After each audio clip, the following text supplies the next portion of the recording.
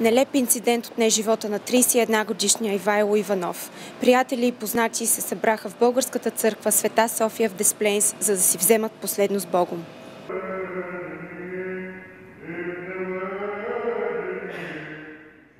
Майката на Ивайло дойде, за да бъде близо до своя син в болницата, но най-лошото се случи миналата сряда. Тя дори не беше взела черни дрехи от България с надеждата да върне сина си жив и здрав. Приятели и роднини на Ивайло не бяха в състояние да говорят пред камера заради шока от тежката загуба. Те го описват като много добро момче, без никаква злоба в сърцето. Ивайло почина след близо седмица в кома. Той пострада при инцидент на 10 юни пред популярното заведение за бира и крилца Рокс в Шилер парк.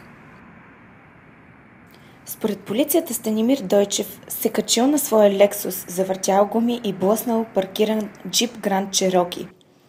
Колата отскочила и ударила Ивайло. Станимир е на свобода, след като плати $5000 гаранция. Сестрата на Ивайло, Ангелина, обаче е убедена в силата на американските закони. Вярваме в правосъдната система на Съединените американски щати и в техните закони и се надяваме, че човека, който причини това на брат ми, ще си получи заслуженото и както подобава да бъде наказан. Ние се молихме на Бог за чудо, не стана чудо да спаси братчето ми.